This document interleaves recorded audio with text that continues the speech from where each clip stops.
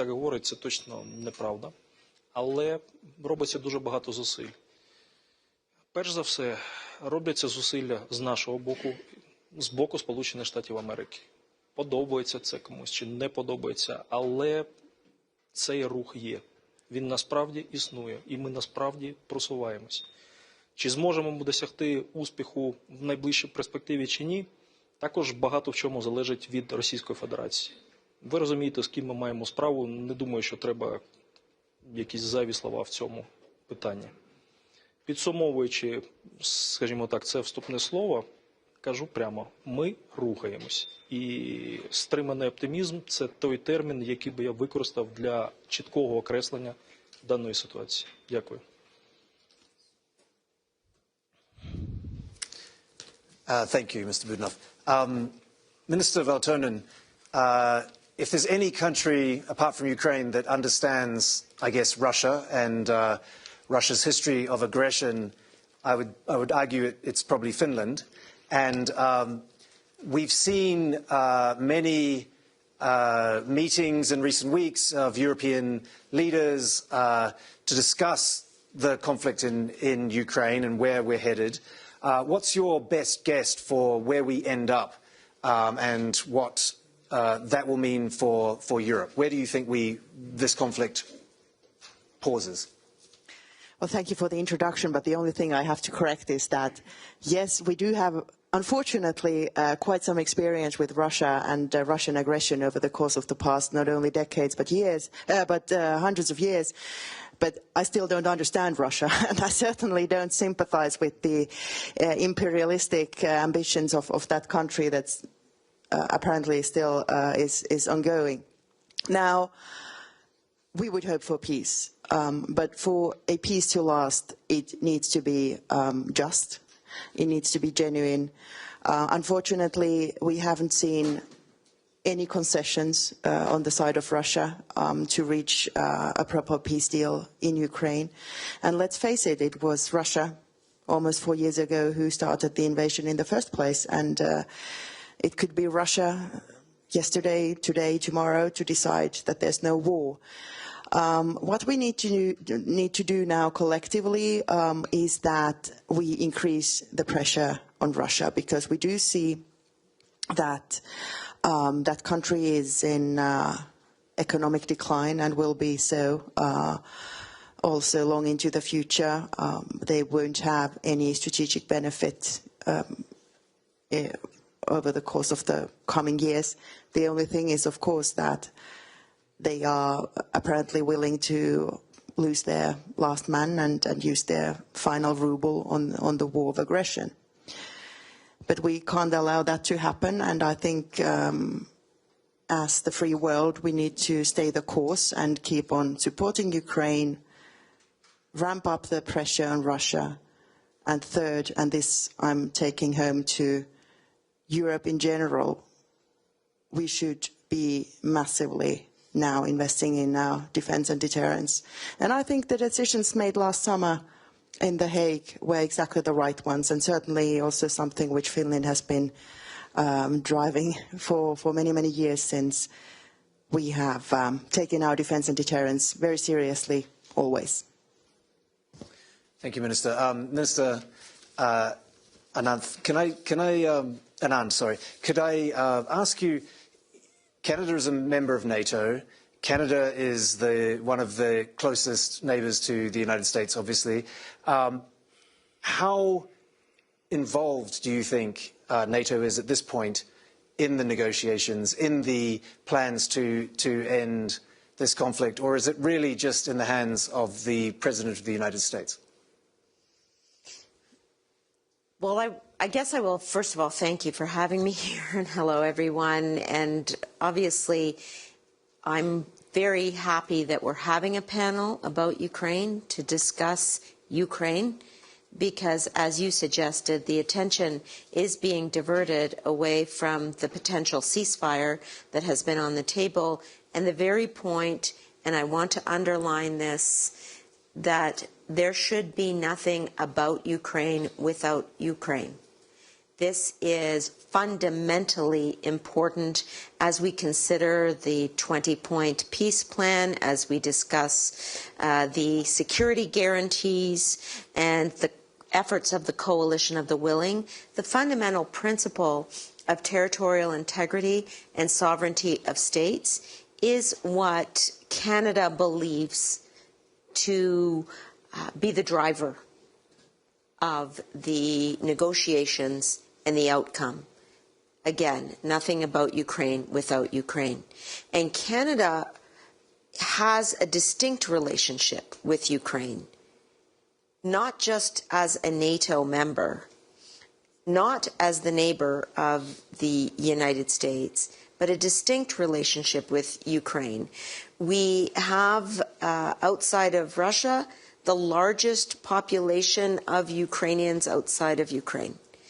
We have put the largest per capita amount of support, financial support towards Ukraine, military, economic, financial, infrastructure-related support at $22.5 billion for a country of 40 million, or a country of 40 million people. We are co-leading the effort to bring Ukrainian children home, and have spearheaded that vis-a-vis 20,000 Ukrainian children. Will be holding a worldwide conference in the fall in Toronto to ensure that we're bringing countries on the return of Ukrainian children home. I just stress this to reiterate that our foreign policy vis-a-vis Ukraine is distinct, and it will continue, and we will always be there in the short and the long term to ensure that the sovereignty and longevity of Ukraine is sustained. And that I was the Minister of National Defense at the time of the further illegal invasion by Russia of Ukraine.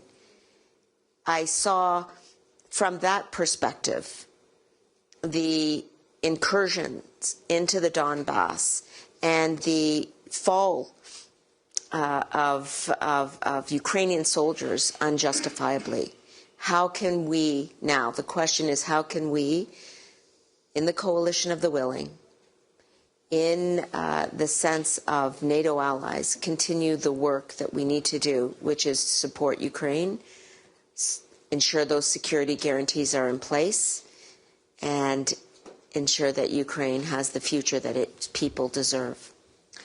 Thank you. I'm going to press you gently. It's very admirable, and I understand Canada's position, but in the end, isn't it true that this decision to end this war will not be made in Ottawa, it won't be made in Brussels, it will be made by the President of the United States? How and effectively when this war is ended?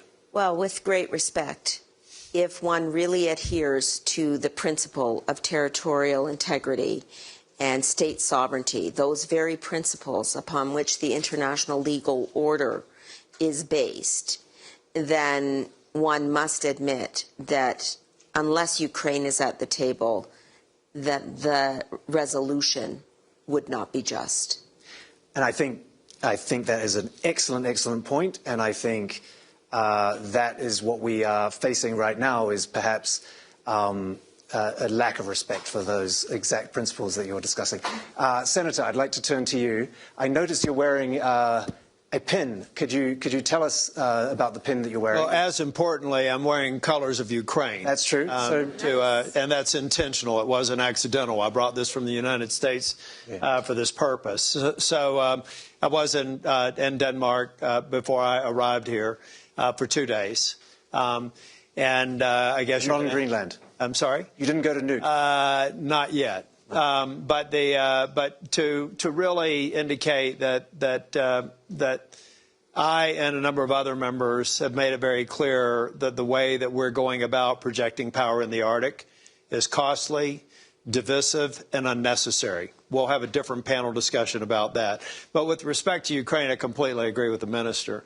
I've said from the beginning that there can be no resolution in Ukraine without Ukraine at the table, and actually without Ukraine's criteria for their freedom, for their territorial integrity. Those are all decisions that have to be made by the president, his advisors, and the Ukrainian people. The United States may be able to play a facilitating role, but I think that other NATO members and other European members should also have a say in that, because let's face it, we're talking about European security. We're talking about the security of a country that has a 1,340-mile or 40-kilometer border now. Thank you, Vladimir Putin, for letting us add Sweden and Finland to the mix. Look, Vladimir Putin is a murderer. He's a liar on his best day. And what we're seeing in Ukraine are his worst days. I was in Bucha, I was in Kyiv and Bucha last year after the Munich Security Conference. You can't trust him.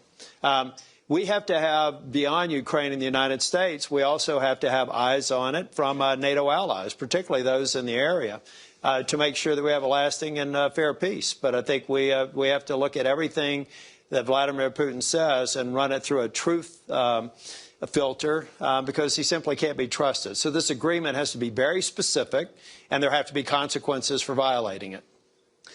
Can I ask you very directly, do you think that all the noise around Greenland, the threats of tariffs, I know we're going to talk about it in other settings, but do you believe that all of this talk about Greenland is to distract from the fact that there was hopefully going to be a deal announced this week and now there isn't? Well, I can never get in the minds of people advising the president, but it certainly hasn't distracted Congress. I think you'll see an appropriations measure in place that will demonstrate financial support for Ukraine that will move through the Senate and the Congress in the coming weeks. In the United States, this president forces us all to be able to walk and chew gum. We can't just be focused on one issue. And I think in this case, we have to continue to focus on the real threat. There's no threat in Greenland, which is why, I think it's something that we need to de-escalate, something that we need to advise the president on a peaceful, more unifying path to achieving his goals, which we can talk about separately. But here the focus is on Ukraine. I think the American people still continue to support Ukraine, and this is an election year. Those who veered too far away may have electoral consequences to deal with, frankly. And that's what I love about the fact that you're on our panel, because you're not running for election this year. Yeah, but as I told the minister, if you check my record in the first administration, I was equally outspoken. Here's the point. This is where it's very important. I support the majority of President Trump's policies. I'll give you a good example in Greenland. I support the what, being able to project power in the Arctic. My goodness, anyone in NATO should understand that as a priority. We had Russia and China actually in military exercises in the Arctic for the first time, large-scale military exercises. So clearly, we have to have a power projection platform, and Greenland makes a lot of geographic sense.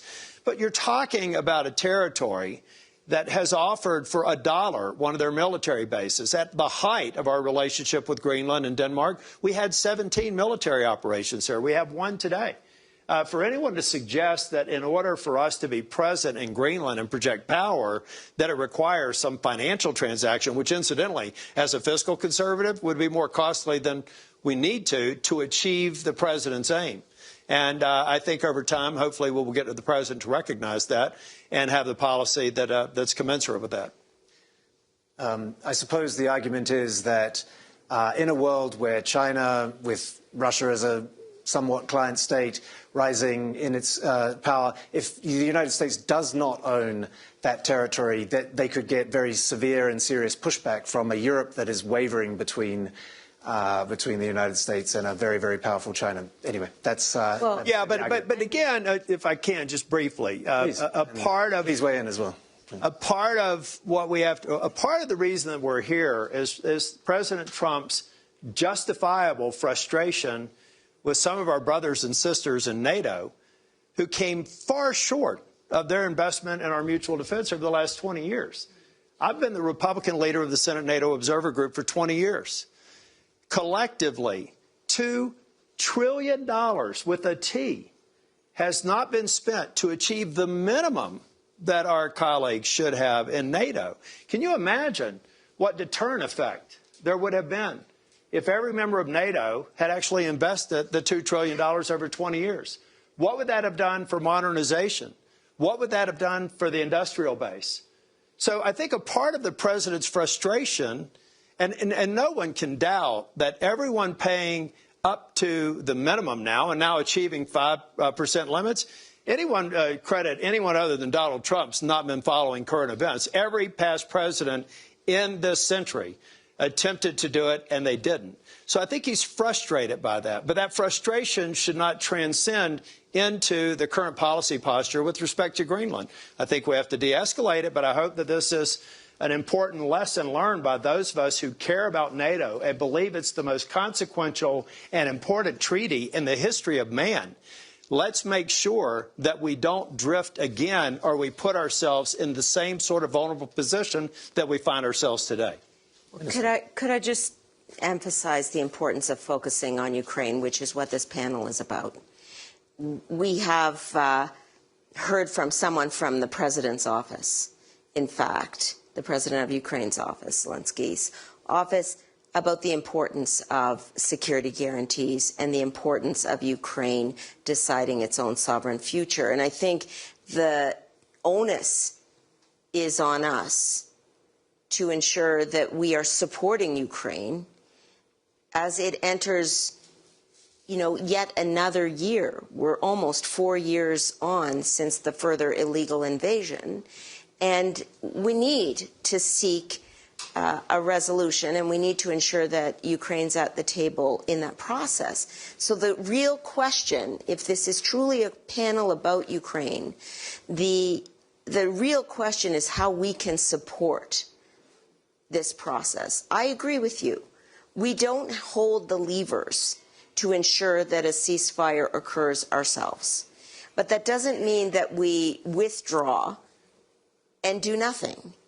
In fact, what it means is we search for the means by which we can assist and ensure that the rule of law and that territorial integrity, meaning the geographical boundaries of Ukraine, remain intact. I agree completely. I'd like to turn to Mr. Budanov and bring the focus back, as you rightly say we should. Would it be fair to say that today Russia is winning the war? Дивіться. Ні. Вона не може зараз, не можна констатувати, що вона виграє чи виграла, бо інакше, в принципі, цієї розмови б не було. Якщо є факт констатації виграшу, так, а про що говорити далі? Але ж, вочевидь, всі бачать, що перемовний процес триває. Я трошки хотів би задати певну ремарку, як то кажуть, попереднім спікерам. Мені здається, трошки не досить коректно ви кажете, коли говорите про те, що Україна має мати місце за столом перемовин і так далі. Так ми в перемовному процесі, я ж вам про це сказав з самого початку. Я приїхав сюди, от я вам прямо кажу, з Майамі, де вели підготовчу роботу з представниками президента Трампа. Всім відомо з ким, в принципі, я не думаю, що слід про це знову нагадувати. Ми в процесі, зрозумійте це правильно. Цей процес, слава Богу, не йде без нас. Але так само, повертаючись до питання Росії, треба пам'ятати, що ми не можемо викинути її просто з цього процесу. Пробували, бачите, не вийшло. 4-й рік не вийшло. А насправді 12-й. Треба зрозуміти, що є неприємні люди, є неприємні країни, можливо, навіть. Але ж заплющення очей на це не допоможе. Ми маємо мати з ними справу, на жаль. Так сталося, що нам прийдеться це робити. І прийшлося це робити. Я якраз дуже вдячний, перш за все, Сполученим Штатам і всім країнам, які, перш за все, Європи, Канади в тому числі. Не подумайте, що я вас якось ігнорую. Всім, хто всі ці роки нам допомагав і допомагає. І нам буде потрібна зараз ваша допомога. Вона насправді буде потрібна підтримка, бо без вашої залученості в цей процес наша позиція ще більше послабиться. А зі слабкою позицією, знову ж таки, говорити буде досить таки проблематично. В принципі, неможливо. Тому, будь ласка, будьте з нами, давайте відхилимо трошки всі ці непорозуміння, які є між країнами, які весь цей час нам допомагали, акумулюємо зусилля, мобілізуємось і доведемо справу до кінця. Нам потрібен справедливий мир, все правильно. Потрібні гарантії безпеки, потрібен план відбудови, відновлення України. Але чвари всередині не допоможуть. Ось вам моя відповідь. Can I ask you a follow-on question, which is that what is it, do you think that Vladimir Putin will be satisfied with some territorial concessions, a cessation of hostilities, and a promise that Ukraine in the foreseeable future will not join NATO? Or do you think that will be a holding position for Russia to and embolden Vladimir Putin and his administration to restart the hostilities at a future date, not too far in the future? Це питання перемовин, знову ж таки. Так, це по-перше. По-друге, що стосується НАТО, ну зрозуміло, що для Російської Федерації це найбільш сталий такий аргумент, яким вони всі ці роки, а це, хочу всім нагадати, вже 12 років, виправдовують факт вторгнення в Україну. Це почалося з окупації Автономної Республіки Крим, коли головним приводом було використано тезу, дві тези. Перша, що корінні зв'язки з народом російським, що досить таки взагалі дивно звучить. І друга, основна, на якій робився акцент, це убезпечення Російської Федерації від НАТО. Бо з затвердженням їх пропаганди вже були підготовлені плани по заведенню натівських сил в Крим, і вони нібито мусили робити те, що вони зробили з анексією, для того, щоб цьому запобігти. Далі пішов Донбас, там тематика НАТО використовувалась трошки поверхнево, і далі але використовувалась. І далі наступив вже етап широкомасштабного вторгнення 22-го року, в якому, знову ж таки, однією з основних причин називалося, скажімо так, твердження, що вони рятують Росію від розширення НАТО на схід, що за логікою Російської Федерації, тобто приєднання України, що за логікою Російської Федерації несе ідеологічну, навіть можна сказати, і екзистенційну загрозу для існування Російської Федерації. Тому чи буде Росія наполягати на тому, щоб Україна не стала членом НАТО, точно буде наполягати. Що з цього вийде, давайте подивимось. Будь-який перемовний процес, він взагалі-то любить тишу, але частково ви все одно будете всі це бачити. Minister Valtonen, I want to ask you your analysis on Vladimir Putin. I know you're going to tell me who knows, and you can't understand the Russian perspective, but what do you think his ultimate goal is? Is it genuinely the reconstitution of the great Russian Empire, the Soviet Empire? Do you think that if he achieves at least some of his aims in Ukraine, that the Baltics could be threatened next? Well, I guess he has been quite outspoken about his goals. He published his writing, was it back in 21? And that certainly not only was about re-establishing the Soviet Empire, but certainly also limiting also the posture of NATO and all this.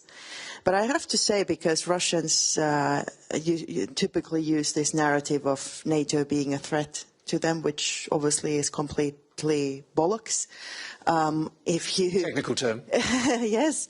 If you now think about when Finland and Sweden joined NATO 3 years ago, there hasn't been less troops behind the Finnish border to Russia in the past 3 years than basically for decades.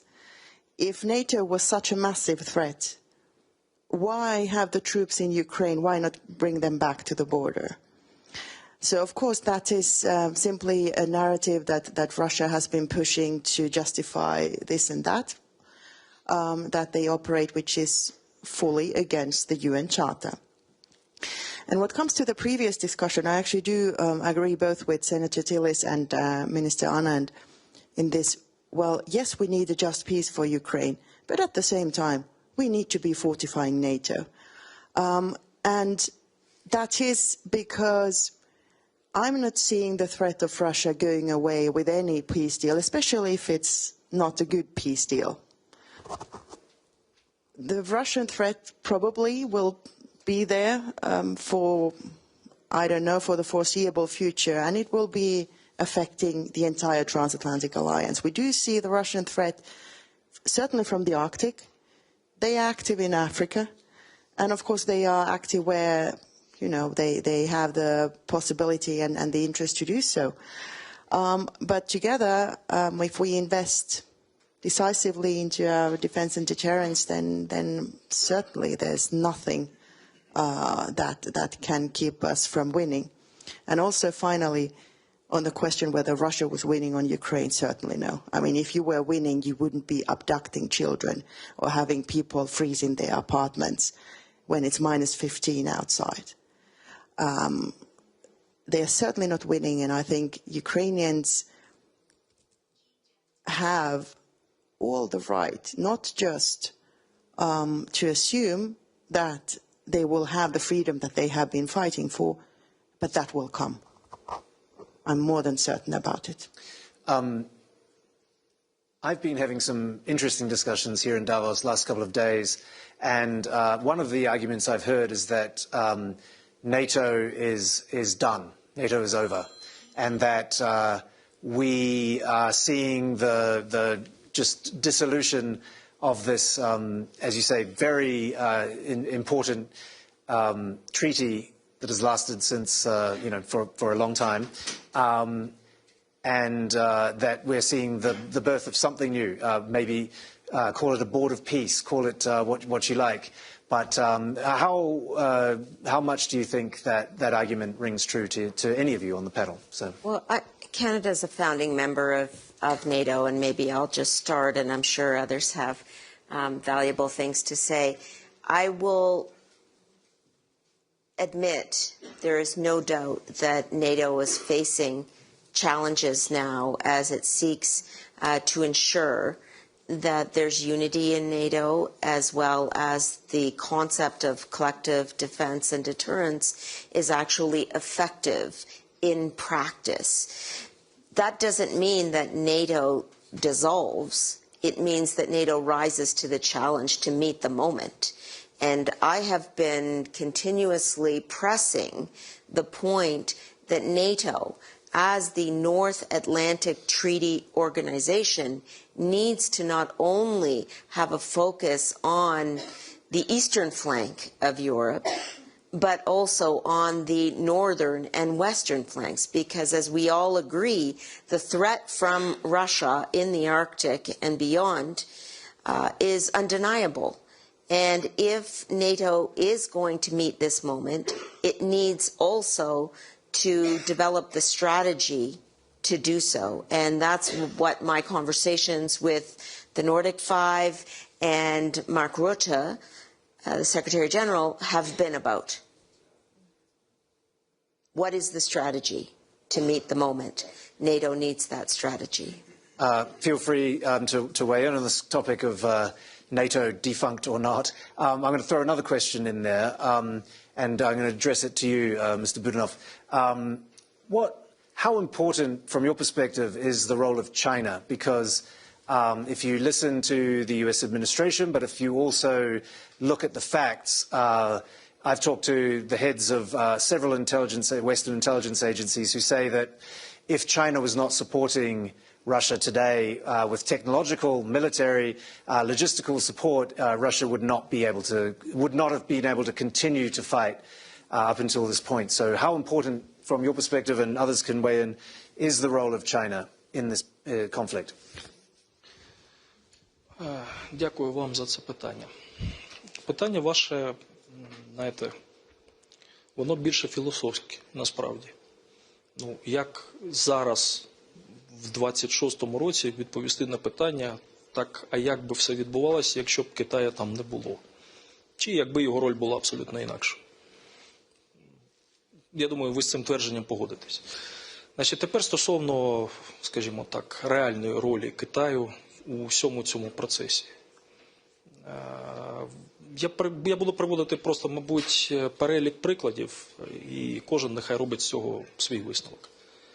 Якщо пригадати перший період широкомасштабного вторгнення після 22-го року, у світовій пресі дуже багато, в період весни, літа 22-го року, було статей, різних там відеозаписів, колонок авторських про те, як з Китаю в Росію інколи навіть військовими бортами доправляли тисячами пральні машинки, різні там комп'ютери і так далі, так далі, так далі.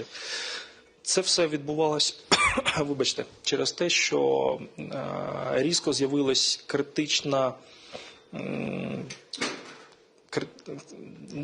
необхідність у різного роду контролерах, мікросхемах і так далі, які, до речі, напряму в перші дні війни Китай не продавав. Це теж просто є факт. Далі Китай зрозумів, як всім цим користуватись, а Росія, оскільки як агресор виявилася під ще більшими обмеженнями, ніж була, почала шукати шляхи виходу з цієї ситуації.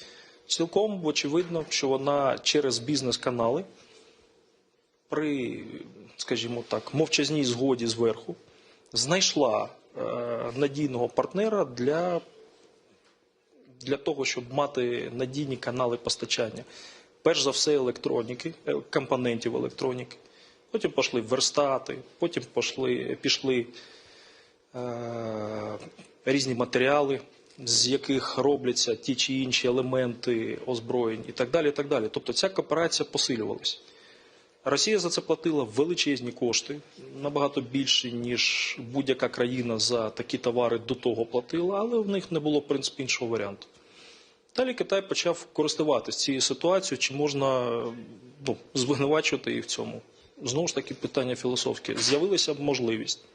З'явилася можливість надзаробітків, просто величезних. Після цього пішла політична частина, вони почали, скажімо так, мати ще більший вплив на Російську Федерацію. Чим більше працювали санкції і тиск ззовні, тим більше Росія, в принципі, йшла в руки Китаю. Що, зрештою, зараз вже всі просто неприкрито бачать. Що з цим робити далі? Питання, оце і є основне питання. Тому що зараз вже пішов обмін військовими технологіями з Росії до Китаю. Китай, до речі, не передав жодної готової одиниці озброєння. Як би ми там не ставились до Китаю, гарно чи погано, але він цього не зробив. Жодної готової одиниці озброєння він не передав, і це просто теж є фактом. Чи використав він це для збагачення своєї країни, я маю на увазі Китай, і посилення впливу на Російську Федерацію, і чи, зрештою, вони поглинають цю Російську Федерацію? Так, це є. Це є. Росіянам боляче це визнавати, але вони це теж знають. Вони чудово це знають. Сподіваюся, я відповів на ваше питання. Well, first off, I won't get into details because it was a question back. Russia is losing. The reason why the Russians are at the table, Putin's at the table, is because we've proven that NATO technology is superior to them. We've proven that their non-commissioned officers are inferior and going to take a decade to actually get back to the level that we enjoy every day in NATO and in the United States. So I think that that's very important. China, in many respects, is the #1 winner if Russia wins in Ukraine. Russia does want to recreate the empire. Putin is afraid of losing relevance. He's losing relevance because he's a failure, and he's failing the Russian people. He's failing in Ukraine. China is, I agree, not supplying material, but they're supplying support. And they know that a successful Russia probably has an end, very similar to what was suggested here. The Chinese people are also taking advantage. I know we're going to stay on Ukraine, but they're taking advantage of this moment with NATO, the tumult that we're experiencing in NATO. it's not a secret that they have an open door to someone from your neck of the woods just recently to talk about economic ties. I think that was probably an appropriate discussion to have among world leaders, but make no mistake about it, that's just another economic tentacle that China wants to spread across the globe to ultimately not democratize the world, but to see the world evolve into their end state. So I think that we have to be just realistic about it. We want good, strong economic ties with China and with other nations, but we also have to recognize them for what they are. They are cheering Russia along, at least silently, and are hopeful for the day that they succeed there.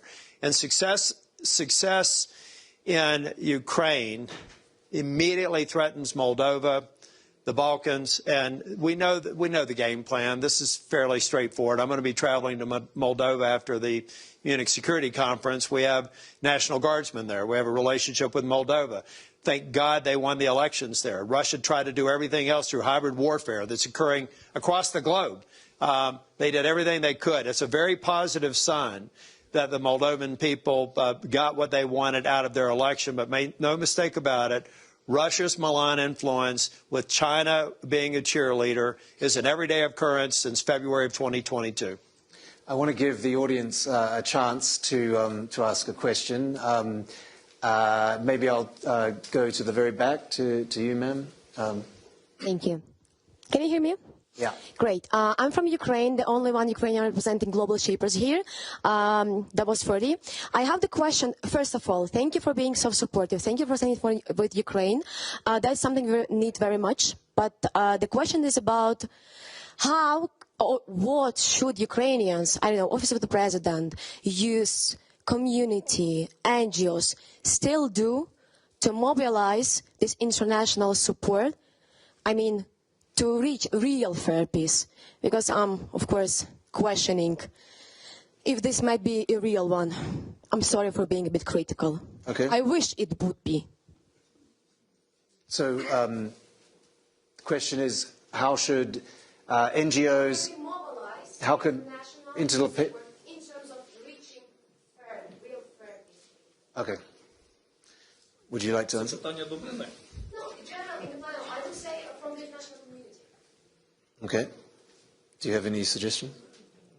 Well, Я думаю, да. Давайте з вас почнемо. Yeah, please. No, No, let's go ahead. please. After you. Yeah. yeah. Well, didn't want to hijack the answer, but well, today, for instance, I've used every bilateral I've had to also rally support for Ukraine, and at the same time rally support for the UN Charter, the territorial integrity and the sovereignty of nations.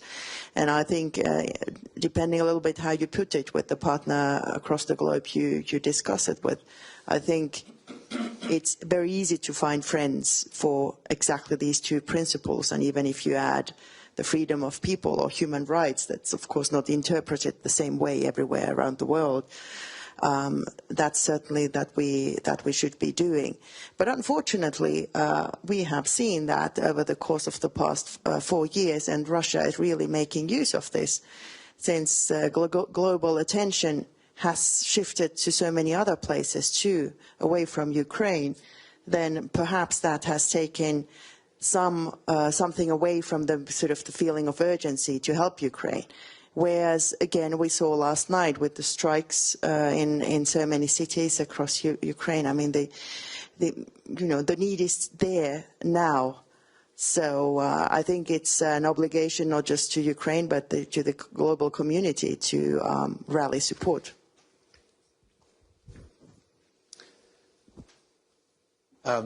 Yeah, please. Давайте я ще трошки додам.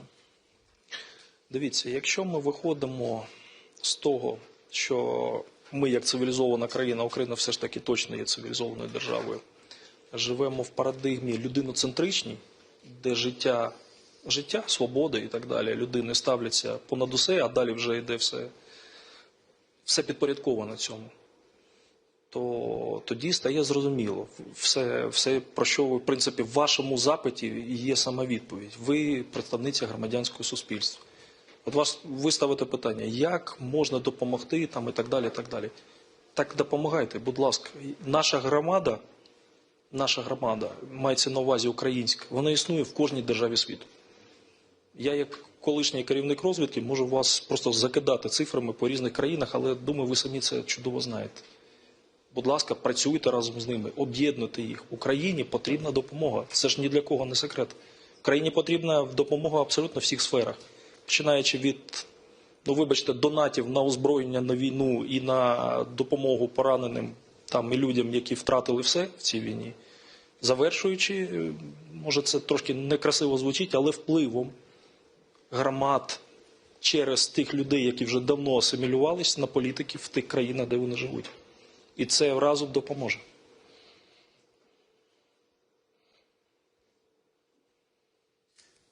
Thank you very much, and I think that is the perfect moment on which to end this fabulous panel. I want to thank my excellent panelists for your contributions. I want to thank those of you watching on the live stream and everybody in the room, and happy Davos. Thank you.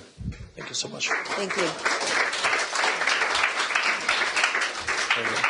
Good luck with the next year. Yeah.